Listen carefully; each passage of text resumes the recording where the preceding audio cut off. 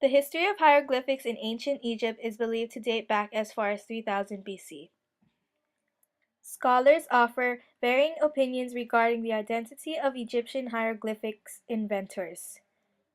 While not much is known about the inventors and the early history of hieroglyphics, the study of this ancient system of writing remains applicable even in today's modern society.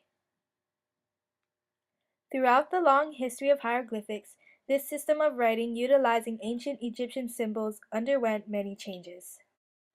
There were 6 primary periods during which this ancient language was used in Egypt. A weakened form of the language is still spoken today, although only in the Coptic Church. It is thought that from the first use of the language until the last known use around 500 AD, there were thousands of symbols used. While all of these symbols were not primarily used to write in hieroglyphics at the same time, this ancient language still remained extremely difficult to learn. At any given time, there were likely at least 700 or so symbols used, and each symbol often had more than one use. One of the most interesting facts about hieroglyphics is that one symbol alone could have up to 3 meanings and could be either phonetic or simply a representative of the picture depicted. After the Roman Empire began its rule of the Egyptian nation, hieroglyphics faded from popular use. By the time Napoleon's army invaded Egypt in 1798 and subsequently discovered the Rosetta Stone a year later, the system of writing using ancient Egyptian symbols was a thorough mystery to foreigners. While Napoleon's invasion of Egypt is considered by most scholars to be a dismal failure, the discovery of the famed Rosetta Stone was monumental in the history of hieroglyphics. Upon examination of the black asphalt tablet, scholars determined that the same inscription was written in 2 forms of ancient Egyptian symbols, ancient hieroglyphics and demotic hieroglyphics. The latter form had been developed towards the end of the ancient language's use and utilized a cursive script. The most amazing facts about hieroglyphics contained on the Rosetta Stone was that they came with a Greek translation. It was discovered that the Rosetta Stone contained affirmations in hieroglyphic quotes regarding the legitimacy of a ruling family around 196 BC. The Ptolemy family of Macedonian descent had ruled Egypt since the days of Alexander the Great, when one of his generals was appointed to the throne. Cleopatra was a descendant from this same family, many generations later.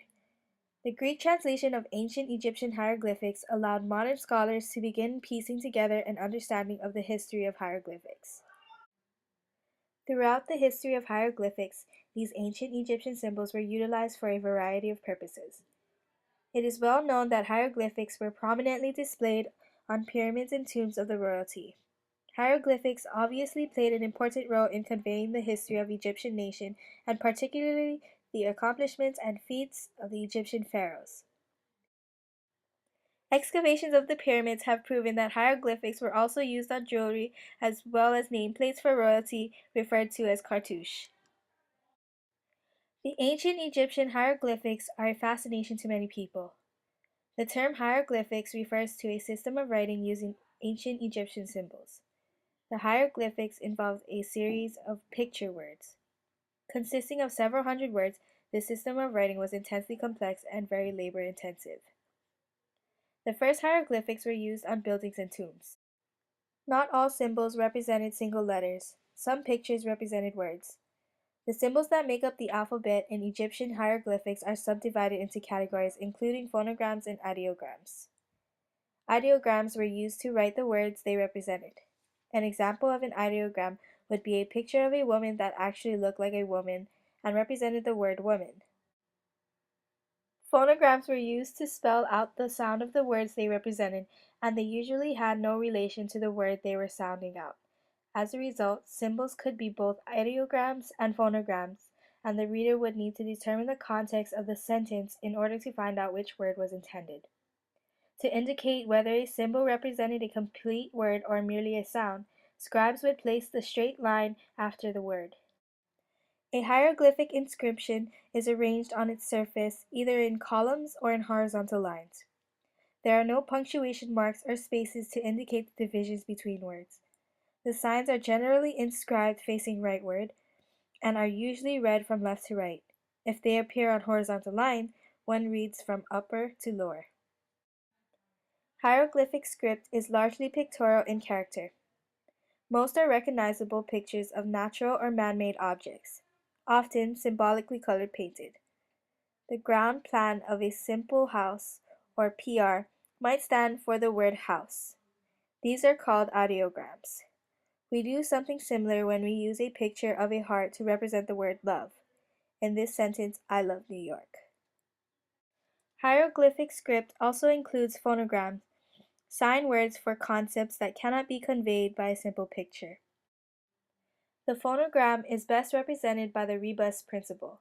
A rebus is a message spelled out in pictures that represent sounds rather than things they are pictures of. For example, the picture of an eye, a bee, and a leaf in English might be used to make the English sentence, I believe, or I believe. The sentence itself has nothing to do with eyes, bees, or leaves. A broader example of this is found in the writing of the name Amun.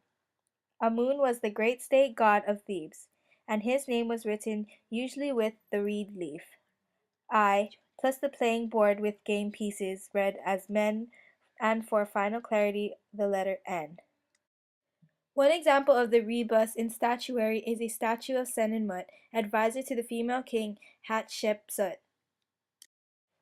Her throne name was Mat Kare.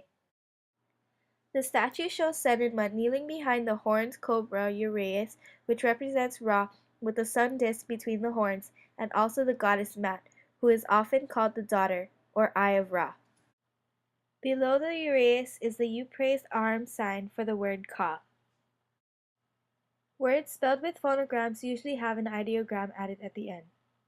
This extra sign is now called a determinative. It shows that the signs before it are to be considered phonograms and not ideograms, and it indicates the general idea of the word. Since the goose represents both the bird itself as well as the word sun, often the determinative of the man appears after the goose to show that the goose is not herein meant. A large majority of the ancient Egyptian culture were not able to read or write. Instead, they depended on scribes and priests. Young boys from wealthy families usually entered schools around age 6 or 7 in order to learn to write in hieroglyphics. Their training normally took several years to complete. Although the training for the position of scribe was very intense and lengthy, there were benefits that made it worthwhile. Scribes were considered to servants of the royal household and as such were exempt from taxes. They were also not required to enter the military and were often revered with portraits on the sides of buildings. Today we use hieroglyphs as a way to learn about ancient Egyptian history and culture, and without them we know nothing about the pyramids of Giza and the Great Sphinx.